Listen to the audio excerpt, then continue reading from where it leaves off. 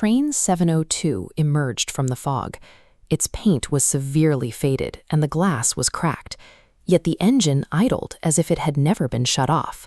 The police were stepping into a cabin that had been missing for 40 years, forced to reconcile the solid reality. The records from 1979 show a standard operation.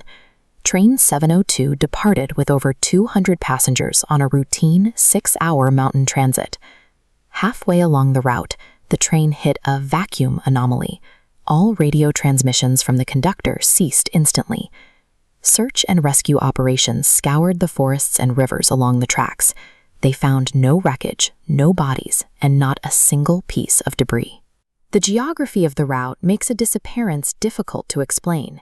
These tracks through the isolated mountain paths offer no junctions or alternate paths where a locomotive could have diverted. A physical crash leaves a footprint. The total lack of scrap or disturbed earth suggests the vehicle didn't derail, but simply stopped occupying physical space. At exactly 2:13 a.m., officers forced open the rusted exterior door, hit instantly by an overwhelmingly foul, stagnant odor. Inside, they found a cabin in stasis. Suitcases sat in overhead bins, food trays remained on tables, and every discarded watch was frozen at the same hour. The silhouettes the police had seen from the platform were gone. Every seat in the compartment was empty. Investigators found only one physical trace of the occupants. Deep black scorch marks burned directly into the fabric of the seats. These localized burns suggest the passengers didn't walk away. The marks point to a sudden, high-energy event that removed the occupants while they were still seated. The investigation moved deeper into the train, entering the dark dining coach. Flashlights illuminated a single living person on board, a waiter standing motionless in the shadows. This chart visualizes temporal stasis.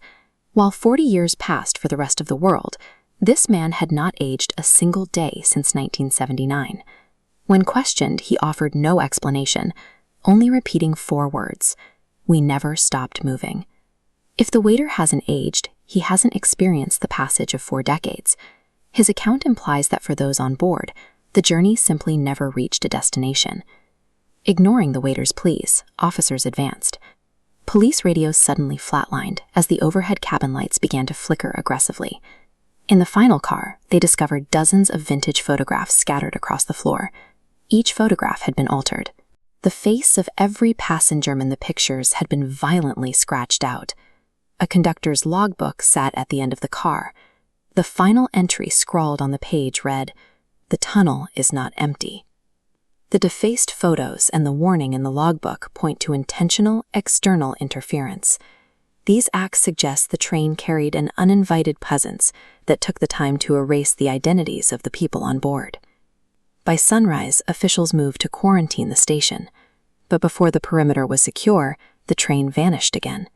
Every camera monitoring the platform experienced a simultaneous failure, resulting in exactly 12 seconds of static.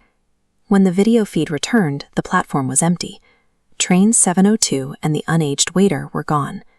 The event was officially labeled a hoax. However, that label doesn't account for the scorch marks on the seats or the testimony of the officers who stood on the platform. The evidence left behind remains a forensic anomaly. Somewhere in the mountain fog, Train 702 continues its journey, still searching for